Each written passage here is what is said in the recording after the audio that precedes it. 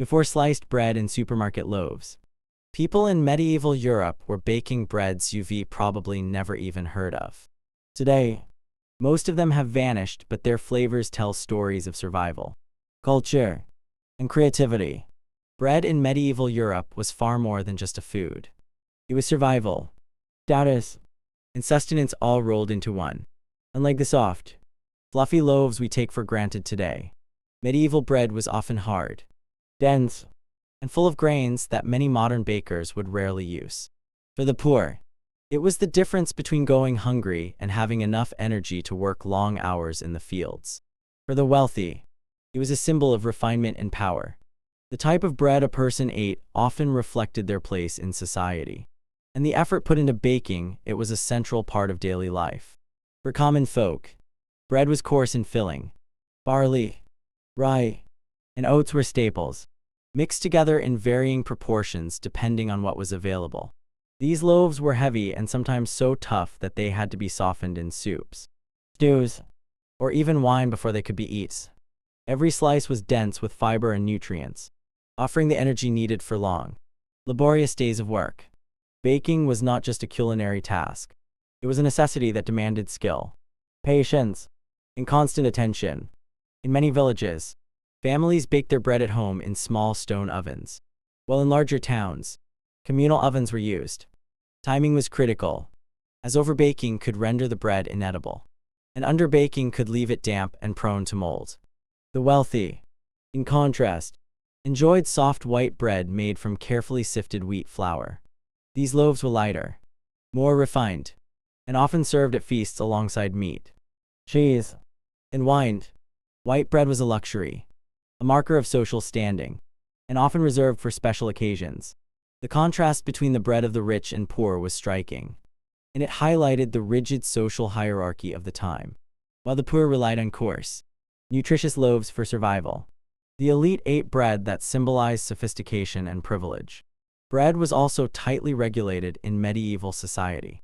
Bakers, guilds controlled production, setting standards for quality, price, and even size and shape.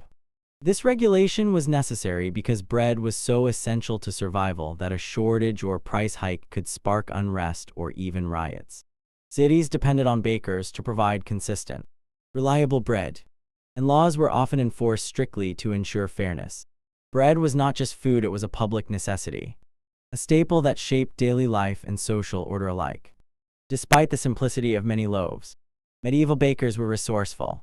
They experimented with grains, seeds, and herbs to make their bread more palatable and nutritious.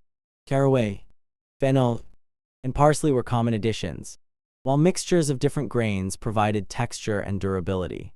Hard, dense loaves were practical, able to last for weeks or even months without going bad, which was essential in a world without refrigeration or preservatives. Bread had to be resilient because fresh ingredients were not always accessible, especially during harsh winters or periods of scarcity. Every loaf carried a story of survival and resilience.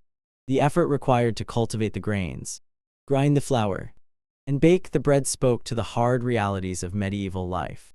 People depended on their bread for energy, for nourishment, and sometimes even for bartering in times of need. Modern bread may be soft, fast, and uniform, but it lacks the grit and history baked into medieval loaves.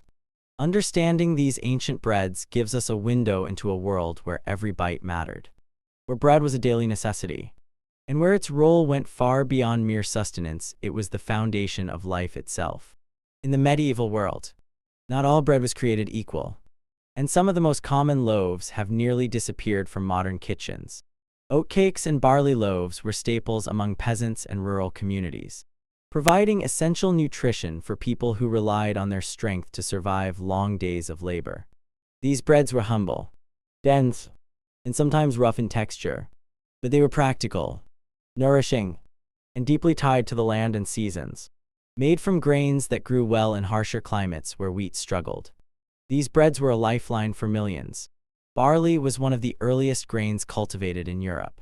Valued for its resilience and versatility, barley loaves were dense and hearty, often mixed with other grains like rye to stretch supplies. Unlike the soft white bread of the elite, Barley loaves had a coarse texture and a robust flavor, slightly nutty and earthy, which complemented the simple meals of the time. They could be baked in small household ovens or over open hearths, and their sturdiness meant they could be stored for days or even weeks, an essential feature in a world without modern preservation. The act of baking these loaves was more than a chore, it was a ritual that required timing, experience, and knowledge of how each grain behaved under heat.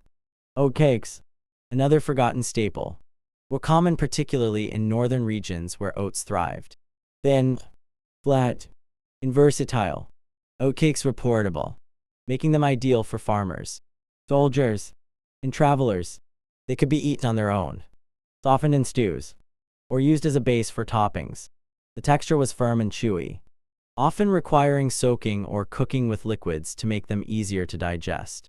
Despite their simplicity, oatcakes packed calories and fiber, giving long-lasting energy for physically demanding work.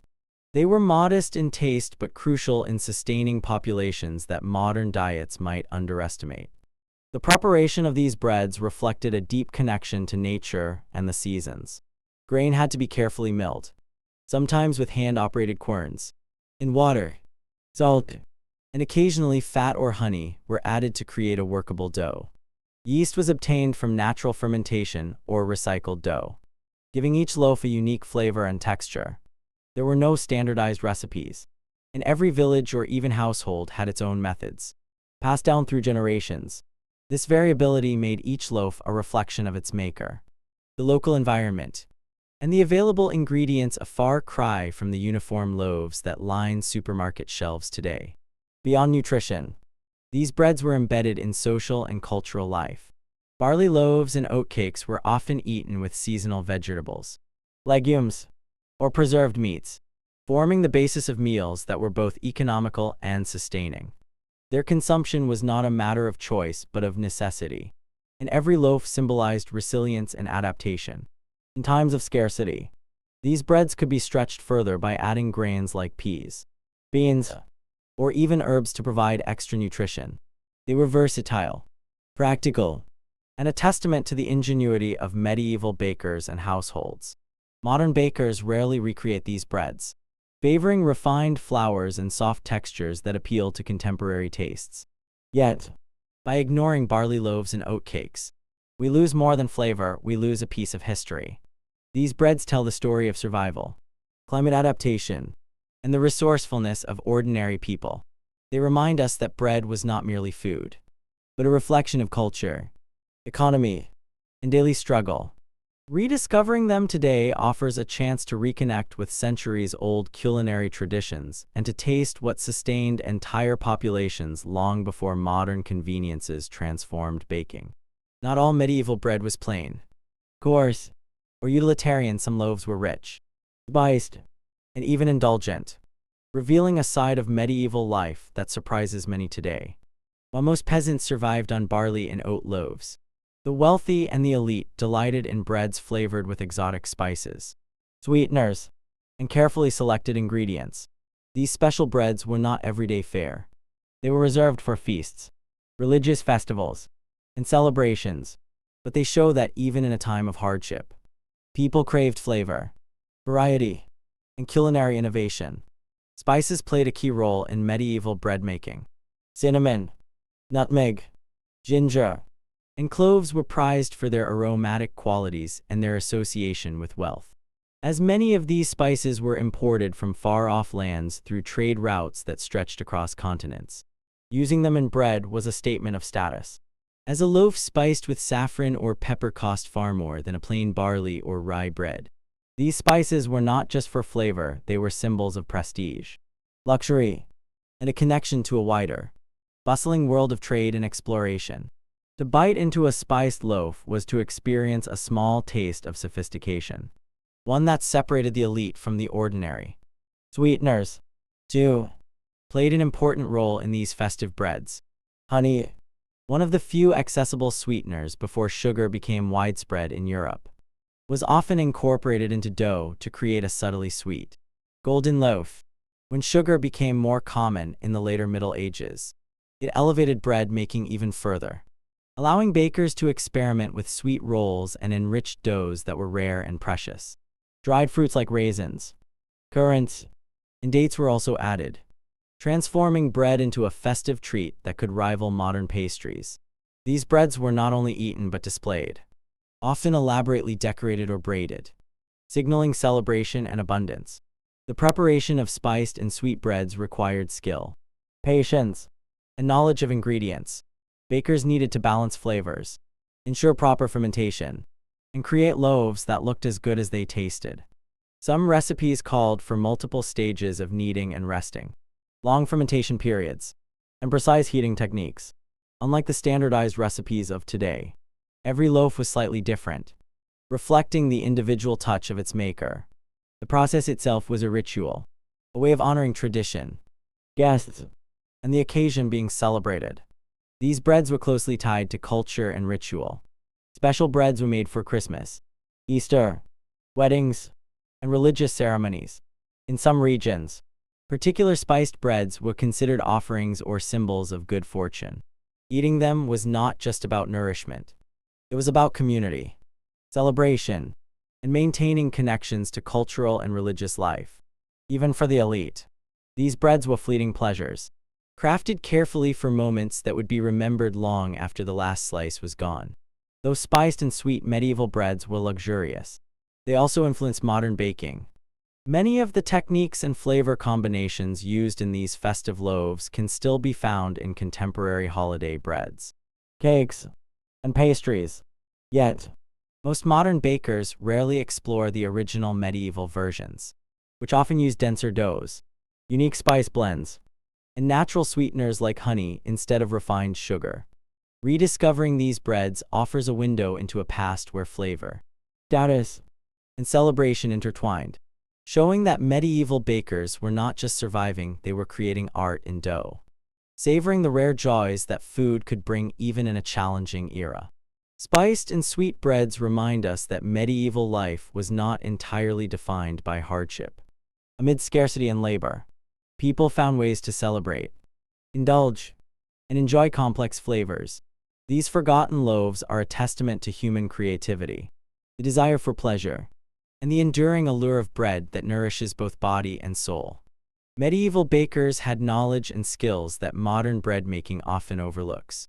Behind every loaf, whether coarse or luxurious, lay techniques honed over generations, secrets that determine texture, flavor, and longevity.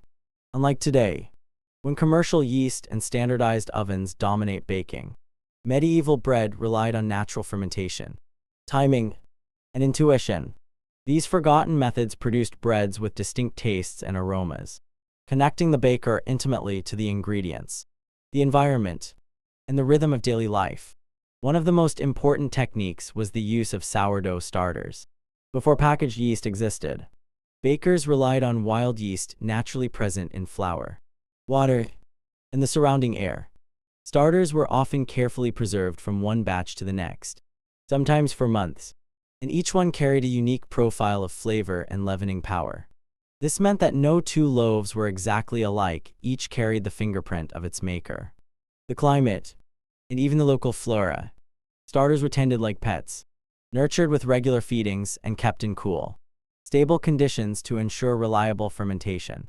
Modern bakers may try to replicate this, but the unpredictability and richness of medieval starters remain difficult to reproduce. Another forgotten technique was the long fermentation process.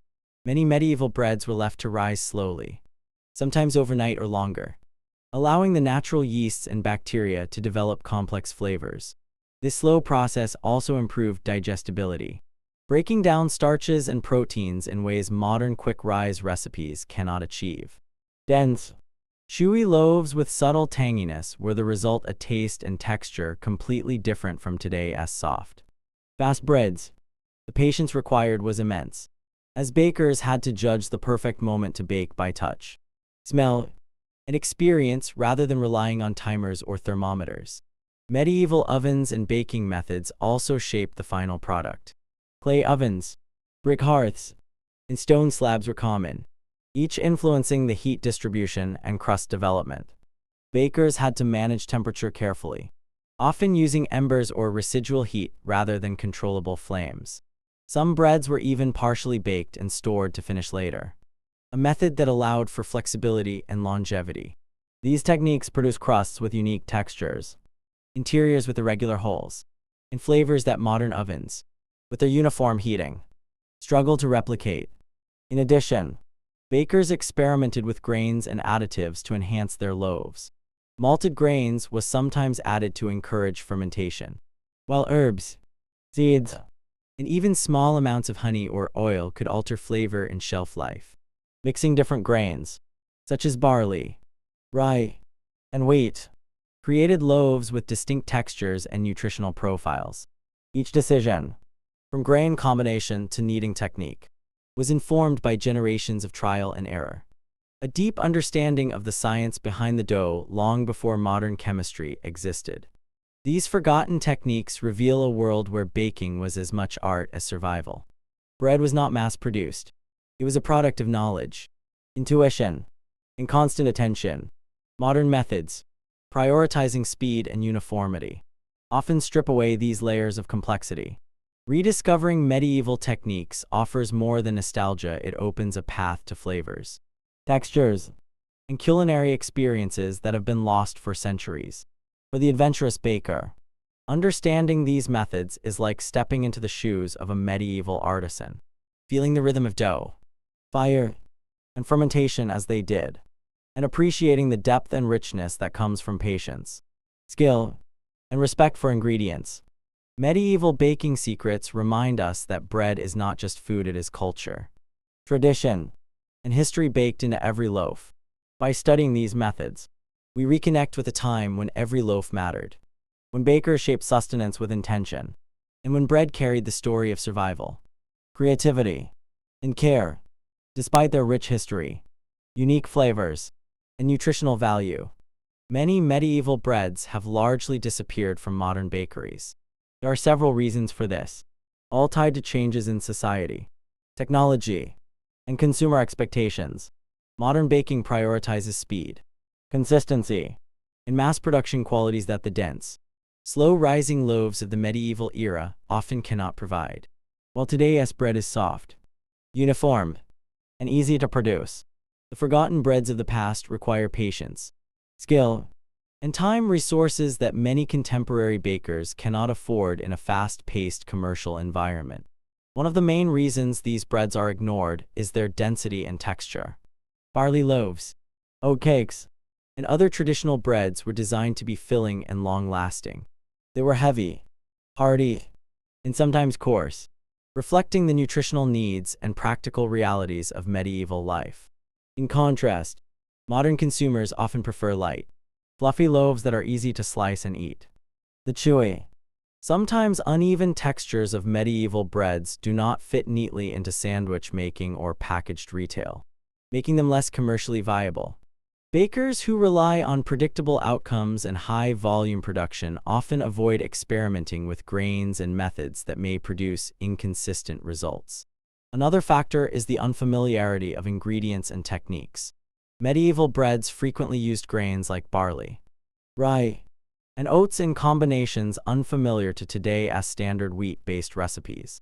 They relied on sourdough starters or naturally fermented dough, long fermentation periods, and manual techniques that required experience and intuition. Modern bakers, trained for efficiency and reproducibility, may find these methods cumbersome or risky. There's also a learning curve. Replicating historical recipes demands understanding old techniques and adapting them for today's kitchens, which can be intimidating for anyone accustomed to modern conveniences. Cultural taste preferences have also shifted. Sweet, spiced, or festive medieval breads might have survived in some form, but many plain, dense loaves fell out of favor as refined white bread became a symbol of modernity and sophistication. Industrialization of baking and the rise of supermarket bread made uniformity and softness more desirable than the complex, chewy loaves of earlier centuries. Consumer habits, influenced by marketing and convenience, left little room for breads that required extra effort to bake, chew, or digest. The very qualities that made medieval breads nutritious and practical became disadvantages in a market-driven context. Economic pressures play a role as well. Fast-rising dough, refined flour, and uniform shapes maximize efficiency and minimize labor costs. Medieval breads, which were often labor-intensive, slow to ferment, and difficult to store or transport, do not align with these economic demands.